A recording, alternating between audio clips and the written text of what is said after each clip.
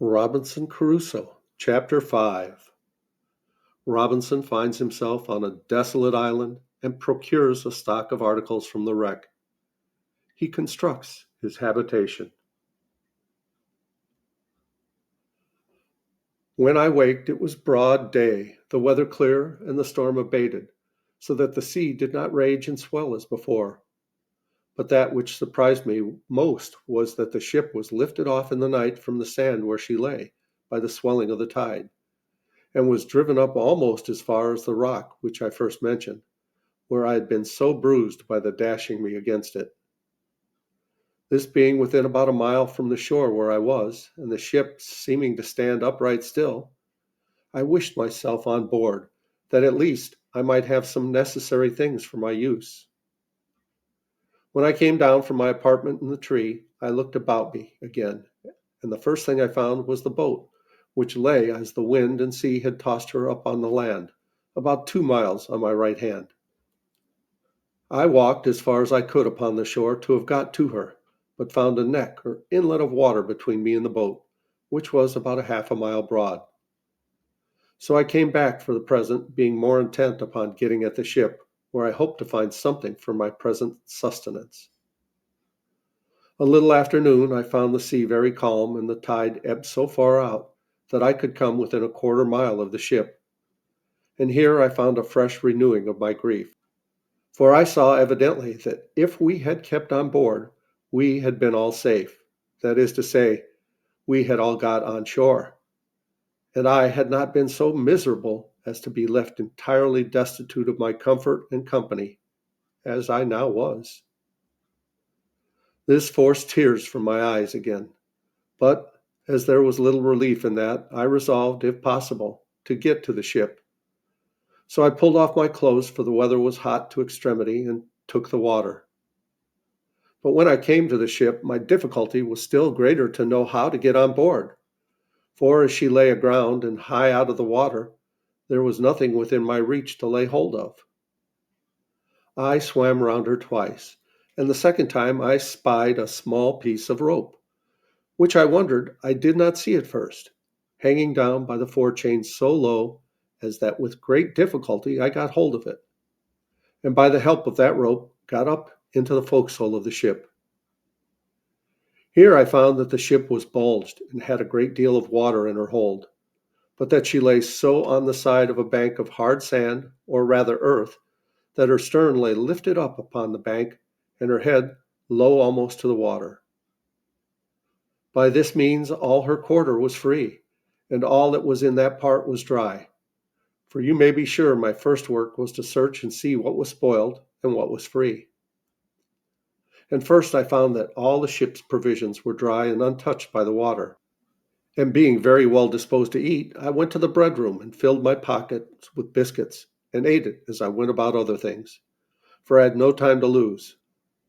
I also found some rum in the great cabin, of which I took a large dram, and which I had indeed need enough of, to spirit me for what was before me. Now I wanted nothing but a boat to furnish myself with many things which I foresaw would be very necessary to me. It was in vain to sit still and wish for what was not to be had, and this extremity roused my application. We had several spare yards and 2 or 3 large spars of wood, and a spare topmast or two on the ship. I resolved to fall to work with these, and flung as many of them overboard as I could manage for their weight, tying every one with a rope that they might not drive away. When this was done, I went down the ship's side and pulled them to me. I tied 4 of them fast together at both ends as well as I could, in the form of a raft, and laid 2 or 3 short pieces of plank upon them crossways. I found I could walk upon it very well, but that it was not able to bear any great weight, the pieces being too light. So I went to work, and with the carpenter's saw I cut a spare topmast into 3 lengths, and added them to my raft with a great deal of labor and pains. But hope of furnishing myself with the necessaries encouraged me to go beyond what I should have been able to have done upon another occasion. The raft was now strong enough to bear any reasonable weight. My next care was what to load it with, and how to preserve what I laid upon it from the surf of the sea. But I was not long considering this.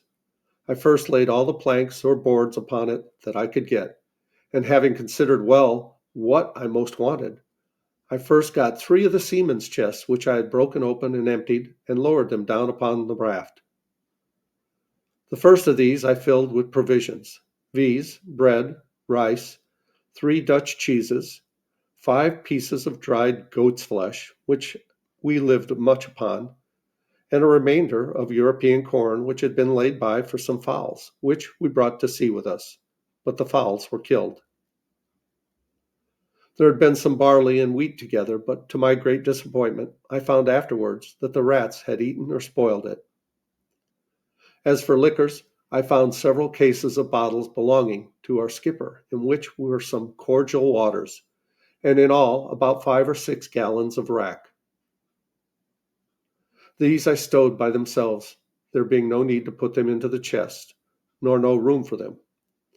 While I was doing this, I found the tide began to flow, though very calm, and I had the mortification to see my coat, shirt, and waistcoat, which I had left on shore upon the sand, swim away. As for my breeches, which were only linen and open-kneed, I swam on board in them and my stockings. However, this put me upon rummaging for clothes, for which I found enough, but took no more than I wanted for present use, for I had other things which my eye were more upon, as first tools to work on shore. And it was after long searching that I found out the carpenter's chest, which was indeed a very useful prize to me, and much more valuable than a shiploading of gold would have been at that time. I got it down to my raft, even whole as it was, without losing time to look into it, for I knew in general what it contained. My next care was for some ammunition and arms. There were 2 very good fowling pieces in the great cabin, and 2 pistols. These I secured first, with some powder horns and a small bag of shot, and 2 old rusty swords. I knew there were 3 barrels of powder in the ship, but knew not where our gunner had stowed them.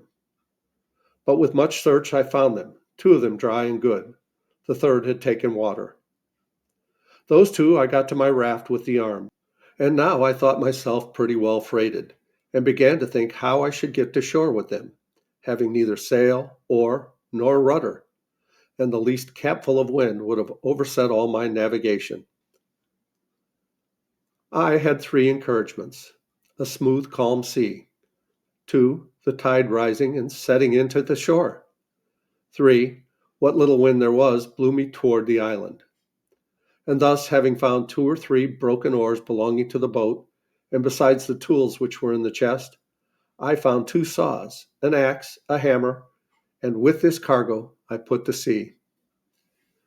For a mile or thereabouts my raft went very well, only that I found it drive a little distant from the place where I had landed before, by which I perceived that there was some indraft of the water, and consequently I hoped to find some creek or river there, which I might make use of as a port to get to land with my cargo.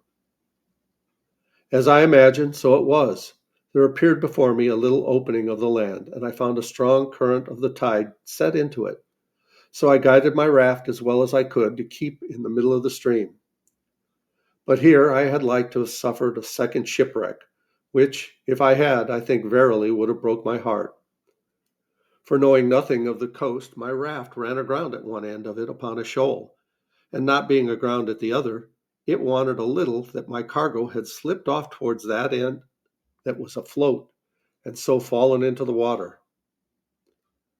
I did my utmost by setting my back against the chest to keep them in their places, but could not thrust off the raft with all my strength, neither durst I stir from the posture I was in, but holding up the chest with all my might, stood in that manner near half an hour, in which time the rising of the water brought me a little more upon a level, and a little after, the water still rising, my raft floated again, and I thrust her off with the oar I had into the channel. And then, driving up higher, I at length found myself in the mouth of a little river, with land on both sides, and a strong current or tide running up. I looked on both sides for a proper place to get to shore, for I was not willing to be driven too high up the river, hoping in time to see some ship at sea, and therefore resolved to place myself as near the coast as I could. At length I spied a little cove on the right shore of the creek, to which with great pain and difficulty I guided my raft, and at last got so near as that reaching ground with my oar I could thrust her directly in. But here I had like to have dipped all my cargo in the sea again, for that shore lying pretty steep, that is to say sloping, there was no place to land but where one end of my float, if it run on shore, would lie so high and the other sink lower, as before, that it would endanger my cargo again. All that I could do was to wait till the tide was at the highest, keeping the raft with my oar like an anchor to hold the side of it fast to the shore, near a flat piece of ground, which I expected the water would flow over, and so it did. As soon as I found water enough for my raft drew about a foot of water, I thrust her up upon the flat piece of ground, and there fastened or moored her by sticking my broken oars into the ground, one on one side, near one end, one on the other side, near the other end. And thus I lay till the water ebbed away, and left my raft and my cargo safe on shore. My next work was to view the country and seek a proper place for my habitation, and where to stow my goods to secure them from whatever might happen. Where I was, I yet knew not, whether on the continent or on an island, whether inhabited or not inhabited, whether in danger of wild beasts or not. There was a hill, not above a mile from me, which rose up very steep and high, and which seemed to overtop some other hills, which lay, as in a ridge from it, northward. I took out one of the fowling pieces and one of the pistols and a horn of powder, and thus armed, I traveled for discovery up to the top of that hill, where, after I had with great labor and difficulty got to the top, I saw my fate to my great affliction, viz., that I was on an island, environed every way with the sea, no land to be seen, except some rocks which lay a great way off, and two small islands less than this, which lay about 3 leagues to the west.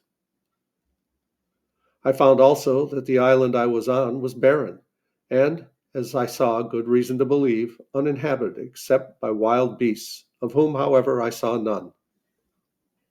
Yet I saw abundance of fowls, but knew not their kinds.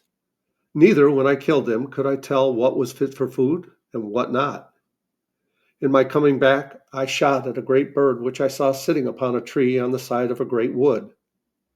I believe it was the first gun that had been fired there since the creation of the world. I had no sooner fired, but from all parts of the wood there arose an innumerable number of fowls of many sorts, making a confused screaming and crying, every one according to his usual note, but not one of them of any kind that I knew. As for the creature I killed, I took it to be a kind of hawk, its color and beak resembling it, but had no talons or claws more than common. Its flesh was carrion and fit for nothing. And we'll pause here and continue with Robinson Crusoe in the next video. Please like, subscribe, leave a comment below. Thanks for watching. I love you guys. As Tigger says, ta-ta for now.